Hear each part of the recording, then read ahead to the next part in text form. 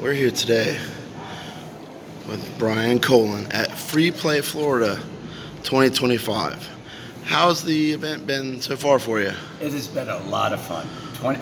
Free Play Florida's every time I've been here, the fans in this town are pure video game and arcade game, which I especially love. Fans. There's very few just wandering through just to see what is going on. It's more people that really, you can tell it. Games mean something to them, and that's always great to be at a show like that.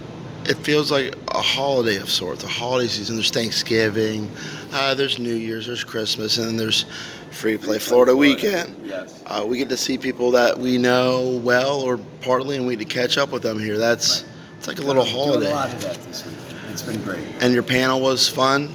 Panel was great. It was full, which is always nice to see, and the questions were great, and it was a really good panel this time. A little side note before I even get started. Throwbacks Highlight. What do you think of that game? That's the presentation, I love the way they put it together. It's very personal, and it feels like they went out of their way. It feels like because it's very personal to the creators, they've made it exactly what they wanted it to be, and it looks like it. I mean, the potential looks incredible. It sticks out in a good way. Yeah. It takes the coloration of the cabinet and art.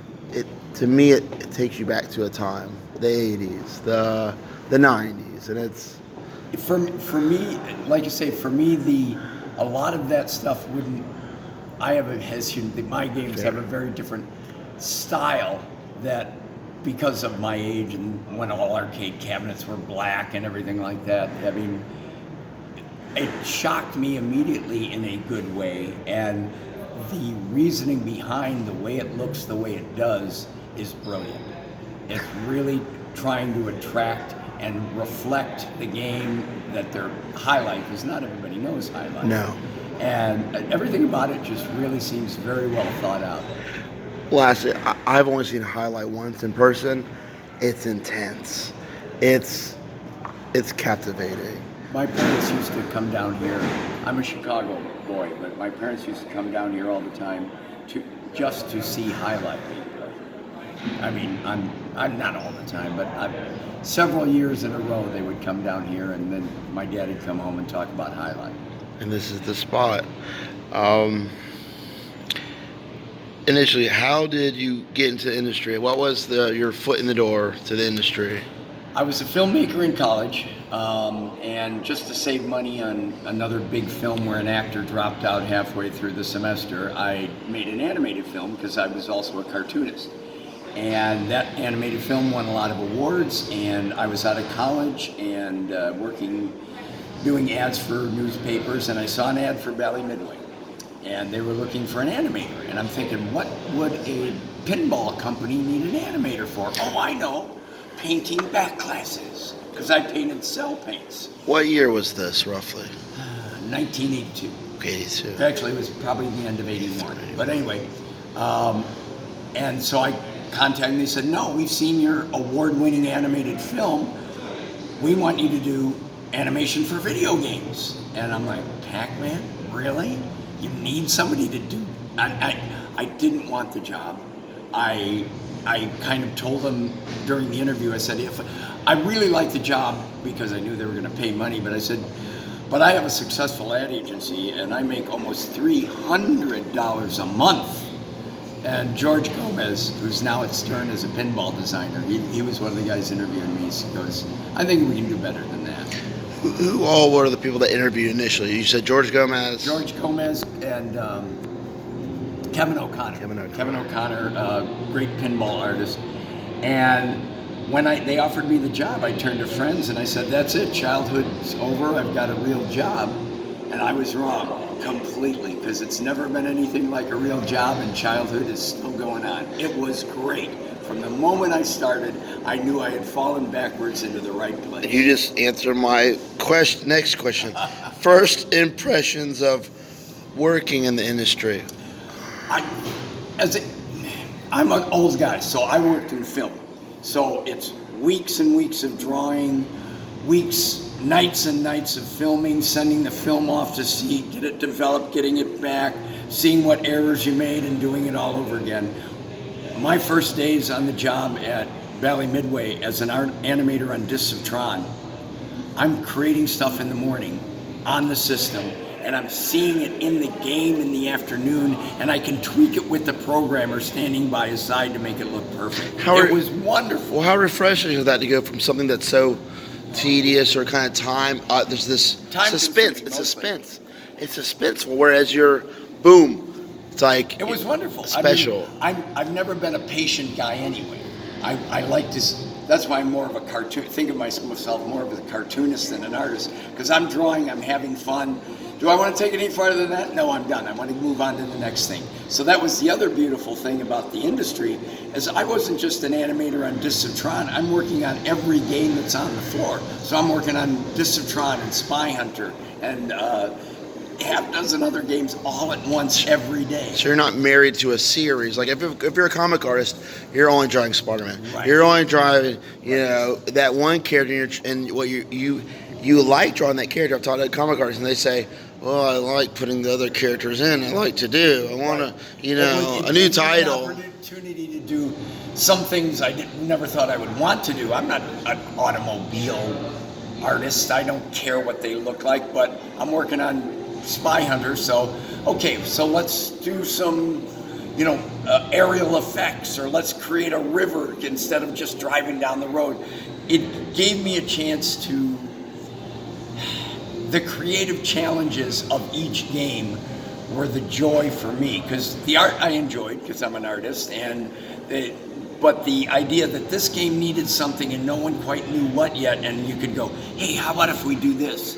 And that kind of peer-to-peer, we're all in this together, was just what those early years were like. In every part, it comes together, but also there's a resonation. Like Spy Hunter, I'm telling you, that sound, today, it still resonates. Oh, yeah. And all the pieces come together, the physics, the art, it all comes together, the and rules. The innovation, even though at the time I was in the industry and happy I was getting paid for doing something I was loving. But in retrospect, the innovation, like Spy Hunter was the first real-time jazz generator ever done, as far as I know. The sound guy, there were two sound guys on that. The Peter Gunn theme, yeah, that was recognizable. But the fact that once you back out of that weapons van and you're loaded with all the weapons, and then this jazz riff comes on that's never the same way twice when you're playing that game. It was a generator that the innovation, and we're all excited about it. It was a great time. It was the Wild West, but it was a great time. Management left us alone. It was wonderful. Initially, who was the team? Who was some of the team? What game? Just in general, in your work, in your career, was George Gomez? There's too many to even, at my age, I'm in my 70th year now, I can't even remember all the names without looking at a cheat sheet. But George, you worked next to him in the same Gomez room? Or was a mechanical engineer, but he was kind of, in a lot of ways, the heart of that whole office. Sharon Perry was an animator who put the bow on Ms. Pac-Man. Tom Leone did the did programming for Spy Hunter. Bob Dinnerman was a perfectionist that wouldn't let them put Discs of Tron in the original Tron game until everything was perfect, which is why I was hired. So many great. Jeff Nauman, the guy I did Rampage with, and then many, many other games. Steve Olstead, who worked on Spy Hunter as an animator with me. We could spend another hour with me trying to remember them all. But everybody puts their ingredient in, and it all comes together. And so someone does their part. And was it basically like when they know they're done, like, okay, I did my part, I did mine, and then they let it go? Honestly and truthfully, because I was working on every game, I would work with some guys who, as programmers, let's say, would say, okay, I'm doing what I'm told, and now I'm checking out at 5 o'clock. And then you work with the guys who say, well, I'm going to try something. No, that didn't work. I'm going to try something. No, that didn't work. I got tired of those guys because I didn't want to work on anything unless I knew it was going to be a hit. I wanted to work with people that had the same passion I did. So I became a game designer out of self-defense, basically. I'd started coming up from the start. And then I would look at a game that's failing out on test, and I would think, that game could do better if the art was better. I drew a character, I called him Cosmic Cruiser. They had me reskin the game and then use that character in games like Wacko that were being done out of house. And I had only been there for a few months. Back then, there was so little interference from upper management, and there was almost no middle management. It was just peer-to-peer, a bunch of kids going, can we do this? Who's going to stop us? It was a wonderful time. Because there wasn't like middle management or like, Right. I call George Gomez a Renaissance man. He But is. remember, that's now. But I asked you yesterday, then, you said though, back then. He was a mechanical engineer. Yeah. He was a designer, but management wasn't calling anybody designers yet. Okay. I was an artist. He's a mechanical engineer. There's a programmer. That's a sound programmer. Nobody was called a designer. I think probably because they figured they'd have to pay us more money. But George was very much the guy who was unafraid to go to upper management, because there was only, we're down by us, and there's upper management. There's no middle management to speak But of. there should be someone that talks to them. And he was the go-to guy. He was the guy. He was the go-to guy. And he had he was not in any way the boss of the team. There was technically a manager of the department who pretty much ignored everybody. In fact, I think I was told the story that this guy once told all the programmers not to tell the artists that there were 4 color palettes of 16 colors each, because why would anybody need more than 16 colors? And he didn't want to set the extra bit. I kid you not, that was the story. So that was, the managers paid, if there were managers, they didn't pay attention to us. So if you're doing something great with one, that's impressive. You already impressed them with one, then you eventually got the expansion, right? I'm not sure what that question Well, is. we said 4 pallets. They give you one? There were always 4. There was always 4. They just never did. The story was, by the time I was hired, this was just a story, so take it with a grain of salt. But I knew there were 64 colors. Right. To use, but I was told that initially he told the head of the department at that time, told the programmers not to tell anybody there were 4 16 color palettes, because he thought, why would an artist need more than, because let's face it, we all bring to the table, and that's why you got to understand, it doesn't matter whether you're called a game designer or you're just working on it, it is a team effort, and everybody's going to bring what they bring, and they're going to look at things the different way. A programmer does not, generally speaking, and I'm, from my experience, doesn't look at things the same way as an artist looks at things, the same way as a sound, because we've all got our own levels of expertise. Because you see differently, you hear differently, right. You play differently. And it's because it's a team effort, as long as there's mutual respect, you need all that other input. Today, with the tools today, one guy could do a game. Don't. Find your friends, find people that will argue with you but respect you. Don't let it be about ego. I want to hear why you think this should not be right, or why this could be better if this. You need that kind of team group to make a really fun game, and in those days, that's what we did. Instead of making a game and waiting 10, 20, 30 years and see, are they still playing it? Because they're still, I like when I see an indie game, my little tangent, Death Ball, Killer Queen, stuff like that, Brilliant. that is so simple, but complicated enough to be sophisticated. Replay. I operate games for a living. Yeah. I want replayability, and that's And again, the X I got to give factor. credit where credit is due. One of the first things I was told to understand, and it was summed up best by George Gomez again. I did a documentary in which talked to a lot of different game developments called "So You Want to Be a Video Game Designer," and it's on the Colin channel on YouTube. But George explained it the best. He's like, we've got 2 clients that we are creating these games for. The one guy is the operator who wants this kid off in 30 seconds so he can get the next kid on there and the next quarter in there. And then you got the kid with the quarter who wants to live forever, and it's our job to make them both happy.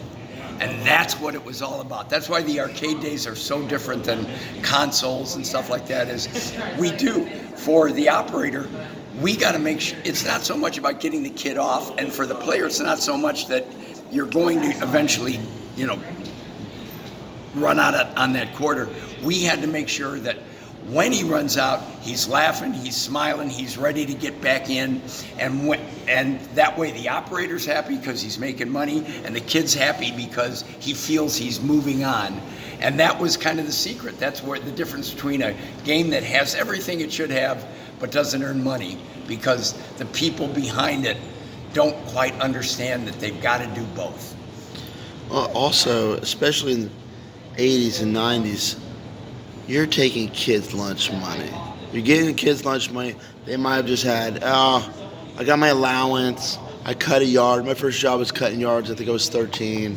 And you want that money to go far, or far enough. Yeah, far. And again, that was also the beauty of arcade, and that's why it shows like this. You can see it in 40, 50-year-old people coming up and talking to me. That meant something. You've only got $1.75. You've got that quarter, and there's 50 games in here. What are you playing? It was more social. You're looking over the shoulders of other kids. You're going, and then you're asking them. You may be a total stranger. How did you do that? Why is that going on? That quarter meant so much to you at 8 years old or 14 years old that today, the fact that you still remember those games because those are the ones you chose. It wasn't hey, I can play anything I want. I'm going to wander around. That quarter, because it was your lunch money, or mom just gave you that much, that meant so much to you then. Or your babysitting. Your babysitting was the arcade. Right. Which, I believe, you met your friends there, or through, you bonded through there. Right. And that's memorable for life. Yes, exactly. For life, because all these games exist now, but it's not the same. Right. Those arcades are in our memories. The world back then, it doesn't exist anymore, but the games do, and it makes people happy. I believe that everybody that's designed a game, or me, I think me too. I think we all deserve a Nobel Peace Prize because we bring people together. They might be playing Street Fighter, but they shake hands and hug afterwards. Right. There's no real animosity. It's a game. Well, and for me, those days, I've done over 90 games, but a lot of them have been, casino games and Facebook games and advert games and everything else, or console games. And when you get reports from publishers or focus groups, it's not the same as when we tested in the arcade games and we're standing in the back of the room and we're watching their faces as they play. And we know, hey, we screwed up there, or we know, that we just scored. Look at the smile on that kid's face. I remember every smile I ever saw on every kid's face, and I mean, it feels so wonderful as a creator to realize you made that kid over there just smile. I think patience is key in life, and even if a game is hard, a kid doesn't feel ripped off. They did their best. Right. They've seen someone get further on Dragon's Lair or whatever, so they know they need to, as Steve Ritchie would say, play better. Right. It's there, it's built in, but you don't want a customer to be mad. But yeah, it's okay if it's okay if they're mad at themselves. That's another secret of the arcade world, was if this game just gets faster and faster till it blows you off, you're going to be pissed off. But if it does something clever that you're like, I could have done that better, if they're mad at themselves, they're going to put in that next quarter. Right. Because they know they can do better. If the game just kind of gets harder and harder until it blows you off, that's the sign of a bad designer or bad implementation. And I think hidden stuff like House of Dead, there's replay there. Whereas the new one, there's zero hidden. I'm like, zero? I'm just watching a movie then. Yeah. At what point, if you can remember, did you realize this was the industry you want to be in? Like a moment or a year? Was there a game you're working on? Like, this is what I want to do. I never want to look back, because you could look back. You could. Maybe I exaggerated when I said the first day, but it was on Discipline. It was on my first game. It was on your first game. That's when I realized I was in the right place, because working on all these different games, there was opportunities for me, like coming up with a game that's failing out on test and coming up with Cosmic Cruiser, I can help here and I am valuable here. And I didn't even know if I was valuable to them until years later in hindsight. But I'm coming up with, they're presenting me with challenges that I can find a way around because I'm looking at it differently than the programmer might. So from the earliest weeks anyway that I was doing this, I knew this was where I needed to be. And then it kind of came full circle with games like Zwackery and Rampage where I was pitching the games and being called by management a designer. And I ran out and changed my business cards the very next day. It didn't come with a pay raise, but they called me a designer. It's like, yes. And you felt like a designer before then. Like you're good. I knew you're I going was that doing way. design, but You can put on your resume. You can put on your lapel. Once they called me a designer, I could say I'm a designer now. And that felt good. And that was like with Zwackery and then Rampage after that and then Xenophobe. And then the fact that because I could do what they do, they expand. My early games, only the pinball department would do the cabinet art for video games. Once I, did Rampage and fought to get that done, the head of the pinball art department comes up and says, Brian, why aren't you doing the cabinet art? It's like, I can do that? This is so cool. So, my big signature moment was probably Rampage, just because everything about it was perfect to those of us that were in the initial meeting that came up with it. We knew it was going to be next year's #1 game, and we had to fight for it. And in a lot of respects, that's my defining moment. If there is one, that's probably the defining moment. And lastly, what kept your interest? Because everything's interest level. If you have zero interest in something, you won't think about it. If you have 100% interest level, you'll dream about it day and night. What kept your interest level high to stay in the industry? What in general keeps you into this? Okay, as a married man, a dad, a family, the fact that I'm getting paid to have fun and putting food on my kids' table was always pretty much enough for me. I've never lost interest in video games or making video games, and I was very lucky because I had such success in my early years when I was asked to form my own company. I had people coming to me. I'm a good game designer. I'm probably a lousy businessman because I spent the next 20 years having people come to me saying, would you do this? And I had the ability to say, I don't think there's anything in there that you want me to do that I can really make better. Find somebody else. That's real honest. That's honest. But if they brought me something that's like, oh, I can do something fun with this. So I could push against whatever box they were given and give them something better than they were asking for. That's what excites me. So I've been very lucky that almost all the games I've done, whether they've been hits or dogs, I've had the interest and the excitement to do them. And that's still out there as of today. As of today. I'm still doing games. We'll see. Talk to me next year. But right now, I've got that same enthusiasm for the game I'm working on now. Well, this is our first interview of the introduction of Brian Colin's career. I love the tangents. We could do an interview later just of tangents because it's good to know it's not just work. It's all the moments in between, the trade shows. Everything. I've been lucky. I have been blessed. It is everything about, 90 games plus, 90 plus. Every one of them has stories. Some are great stories, some are terrible stories, some are I will never share. Fair. But, I'm very lucky. I'm very, very lucky. And then, I've got a family and friends that I never knew I would have, that I would never meet. You would never have met them unless you took that first job. Right. You could have been in a cubicle saying, oh, I call it Cuba State. I've been in corporate America. You have a cubicle.